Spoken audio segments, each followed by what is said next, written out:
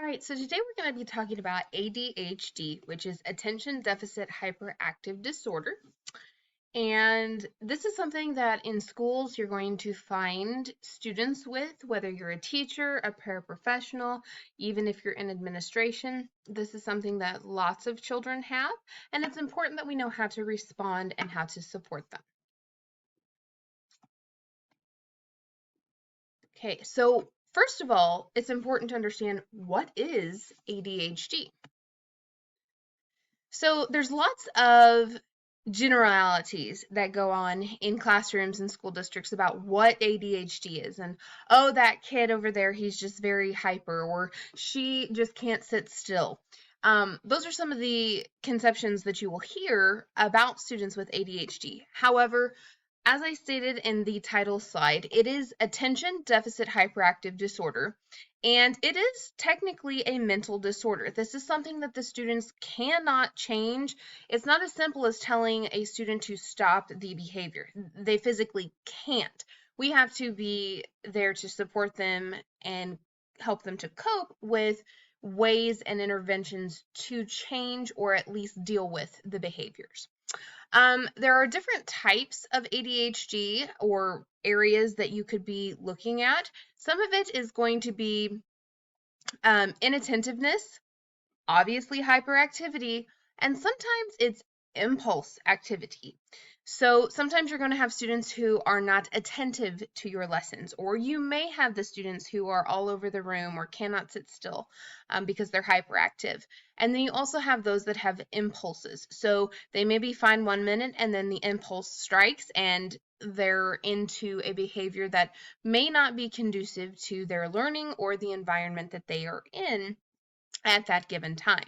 The symptoms are going to vary from student to student, and sometimes you don't see all of those symptoms. They don't present as a student that you have been conditioned to maybe think has ADHD. So let's talk about interventions for students specifically that have ADHD. There are various interventions. The first one we're going to discuss is behavioral interventions, right? When a child is behaving in a way that we don't find conducive to learning, especially in the teaching world, we tend to, oh, stop that. We need to stop that. We need to change that. And it's important to remember, as I said, they cannot always stop these, but rather they need to understand what is appropriate, what is inappropriate, and how to cope. So structure goes a long way. Keeping things precise and clear when directing those students, because if we get really wordy and we start to talk a lot, we could be losing them, especially if they're inattentive.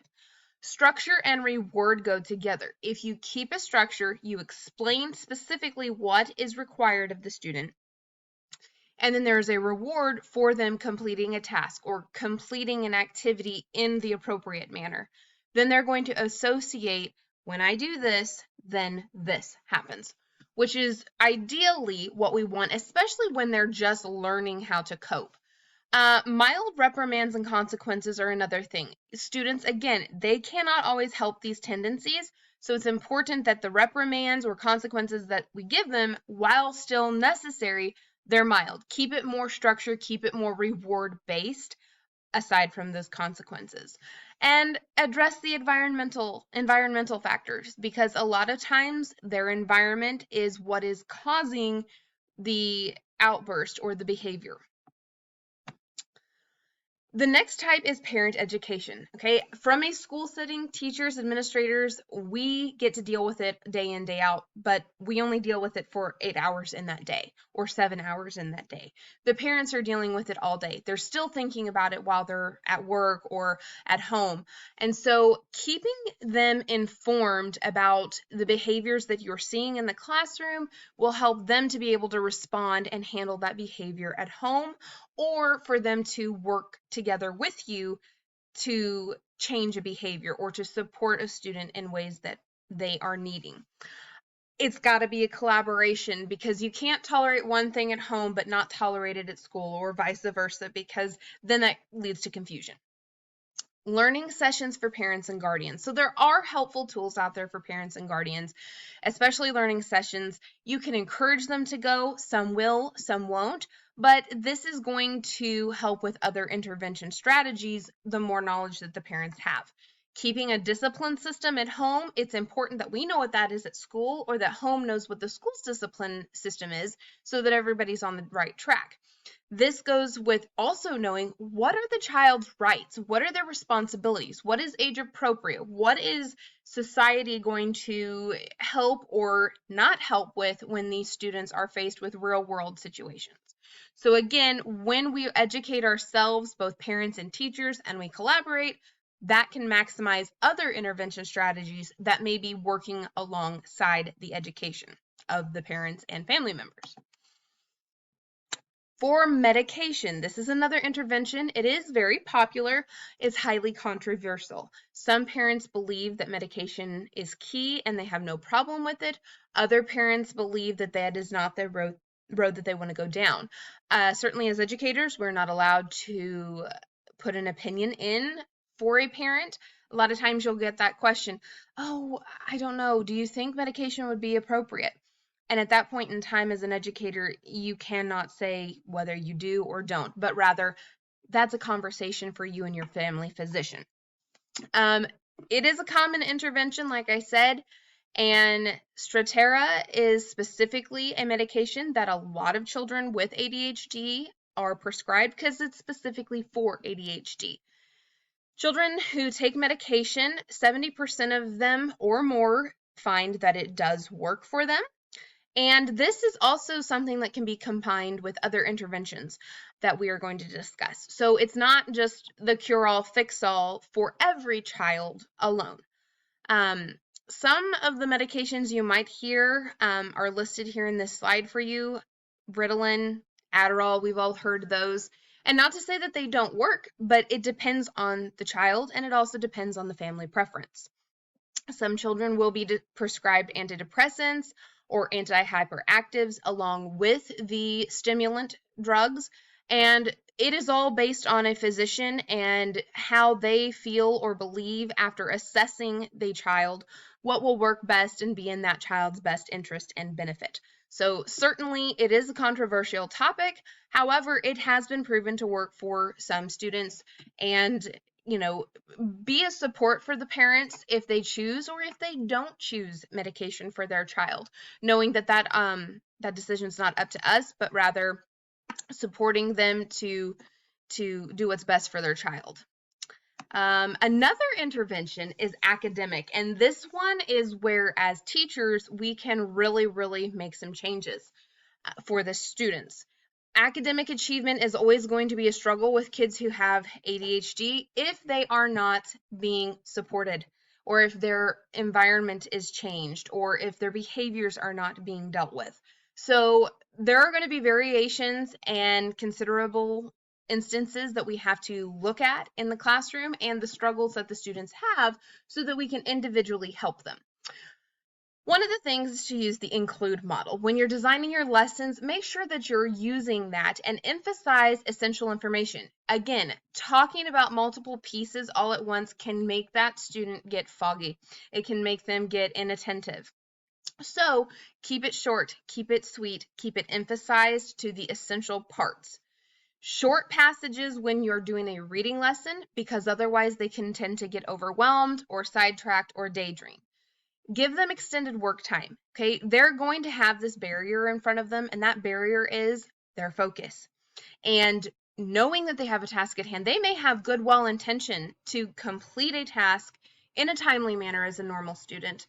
And I caution using normal, but rather other students in the classroom, because they want to be treated equally. And even though that may be the case, you as the adult, as the educator, knowing that they're up against this mental illness, this ADHD, knowing that giving them the extra time to work to complete those projects is essential. Providing participation opportunities, especially when they're doing group work. Give them a group that they are going to be able to actively participate in, not just be another member of the group. Highly structured environments, as we've stated before, tend to work very well for them. Clear, concise instructions as well. Environmental supports. This goes beyond the classroom, but specifically looking in the classroom. Check your arrangement. Where are they sitting? What items are around them? Do you have things hanging from the ceiling that could distract them? Are you sitting them by a window that you can see other children playing outside? Don't just set them to the back of the room because you think that's the best place for them, and actually put them to the front of the room so they can keep attention, they can keep focus. Keep them free from those distractions. You can use desk dividers or desk corrals. They're kind of like a cubicle. Sometimes that will work for students, sometimes it does not. It depends on the student. It can help keep visual distractions from them. Keep a routine, and when that routine might change, prepare them. Let them know ahead of time if that change is going to occur, and then support them, especially with their behaviors, as those changes do take place. Pace your instruction and activities. Pace it so that they have time to actively participate. Keep a variety going as well, because they keep their attention spans. The more variety, the more activity that is involved. We cannot forget about the families of children with ADHD, because while the student is our main focus in helping them to cope, they have families that are up against this disease as well. Or not really disease, but disorder. So other family members are going to be affected. Their family function plays a big role in all parts of their life. Stress happens at home, stress happens at school. It happens for the parents, the siblings, and the child with ADHD. Blame and excuses do nothing to help the situation. So do not place blame, do not take blame. Don't provide excuses for behaviors, provide support, provide intervention. The families will feel a sense of blame or responsibility.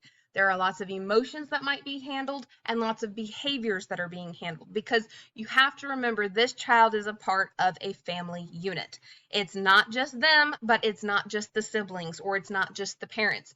Everybody's behaviors take a part in this. Reaction and action are both parts to think about. This can be very emotional for families because it can also be emotional for students inside the school and outside the school. Think of the parents going to the grocery store knowing that this may take their child into an unstructured environment. Think about being at school and when they're introduced to a new student or the routine changes. So be sure to keep the family involved, collaborate together as a united front as many ways as you can with the family for the child. Don't be afraid to seek out help. Don't be afraid to seek out intervention strategies.